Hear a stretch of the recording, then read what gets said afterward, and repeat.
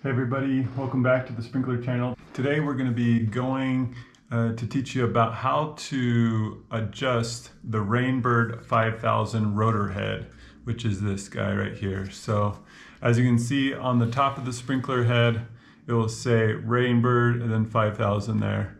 And this one is specifically a part circle or PC. So that way it will spray anywhere from 40 degrees to 360 degrees. If you get the FC, that means full circle. It's meant to be just going around 360 nonstop. So let's get into it and let's get started. So first and foremost, you want to make sure you have the tool to adjust the sprinkler head. And it's this green tool like this, and it will say Rainbird on it. And it just has this little cross at the end like that. First of all, make sure you are dealing with the Rainbird rotor head. And then make sure you have this Rainbird adjustment tool, and then you should be set to go. So first of all, when you want to be able to pull that sprinkler head up, you can't do it on your fingers. The spring is just too strong. And so they make this spot right here. If you can see it right there, that's a spot that you want to insert your tool in and make sure it goes all the way down there. And then once you turn it to 90 degrees, then you should be able to pull up on that and lift it open just like that. So you'll feel a lot of tension because it's a really strong spring that pulls it back down when it's not in operations. So this is what you would use when you were wanting to put in the sprinkler nozzle like here. This one is brand new. It doesn't have a sprinkler nozzle installed in it yet. But we'll go over sprinkler nozzles in a different video, so check that out and we'll explain all about those nozzles. But for today we're just going to go over those different functions that you can do to adjust your sprinkler head. So with that is how you pull the sprinkler head up to gain access to the nozzle, and then you just twist it back the 90 degrees to be able to lift it out of there, because essentially it's that part that's grabbing onto the head. Now, for right now, as you'll see right here, this is where it's going to be spraying out. You see that arrow, and that arrow faces where the nozzle is in the head. So let's take this apart real quick just to make it easier to hold it open.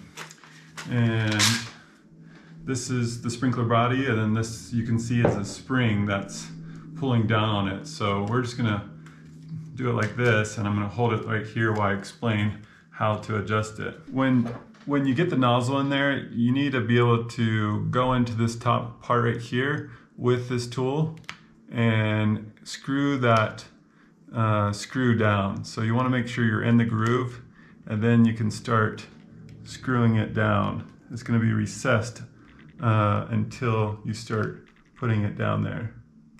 So make sure you are on that screw head like that, and you'll want to feel around. There you go. Then you can hear it click in, and then it's going to be tight when it's brand new, so you're going to have to get some force behind it, and then you'll start seeing that screw come down. So, and you'll want to put the nozzle in first, of course, before you start screwing this down. And so you can start seeing the screw getting screwed down right there. But as you can see right there, it's starting to screw down. And that screw is what's going to hold the nozzle into the sprinkler head. So that way when the water comes on, it doesn't spray out and you lose your nozzle. Then you don't really have the spray that you need to cover the area. And you might be confused, why is this just having like a pea stream where there's no spray to it, you know? And so that's usually because the nozzle's missing. So make sure on a brand new sprinkler head like this that you install a sprinkler nozzle like this and choose one and then insert it in there. Screw that screw down to hold it in there. But then if it's spraying too far and you want it not to spray as far, then you just continue screwing that screw down, and it will deflect the spray as it comes out here, and it will shorten the distance of when it's actually operating and spraying the lawn. So, and then as it's spraying, you can just adjust that screw right there through that top portion right there, that top insert spot.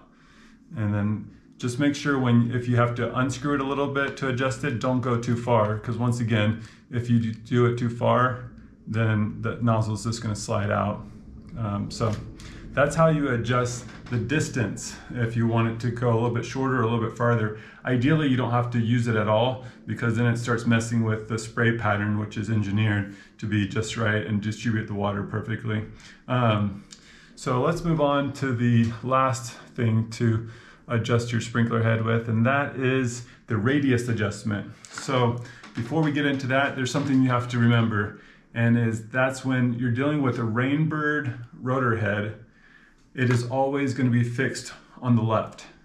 So you want to fix that arrow on top after you turn it to the left all the way.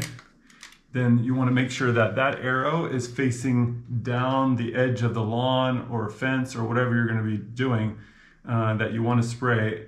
And then from there, you're going to be adjusting the right. So say that's the edge of the lawn, and we just want to adjust it, 90 degrees here or 180 here. It's the right side that's going to be adjusting or being adjusted. So remember that Rainbird's fixed left, brand is fixed right. So yeah, remember that, because otherwise a lot of people get confused when they're adjusting it, and they're just confused. Why is this part moving? And I'm not getting the right coverage. So right now, from the factory, usually they're always set at 180 degrees. So say right now the arrow is facing right here, facing that way.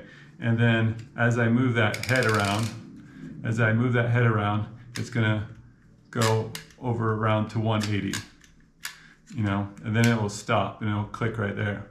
So, and then you can go back to the fixed spot like that, and it will be like that. So how you adjust that is using this other part right here, where you can see you turn it one way for plus, one way to minus. Plus equals increasing the radius or making it a larger radius. So say you have it at 90 degrees, but you want it to go 180. You would increase the radius, and you do that by turning it clockwise in the direction of the plus. So you don't have to turn it very much. A lot of people will try to just start cranking it and do tons of turns. That's gonna, a little bit of turn right there makes a bigger difference in the radius. So here we go. So say we're all the way to the left on there, and then we're going to the right. So now we're going to be even farther than 180. So it's facing you right now, and here I'm going to put this in here just so you can see if we can hold that in there. I don't think that's going to work, but then it's rotating all the way around. So now we're more than 180. So if we go back here and we just do the opposite, right? We make sure that it's in the groove. Once again, a lot of people will start turning this, and it's not really in the groove like this. You see that? It's not really turning. But once you sink it down in there, you'll feel the resistance, and then that's when you can turn it. So now we're going to turn it back to the left to reduce the radius. Okay, just like that, and then we'll come back here. Let's see. So now we have that facing you. Let's turn it all the way back to the left. So that's the starting position. We'll face the camera so you can see the rotation. And then let's see if we can put this on the top and keep it in there. Okay.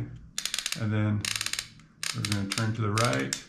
And right now, so we're probably like 150 degrees or so. So it's less than it was at 200 degrees before.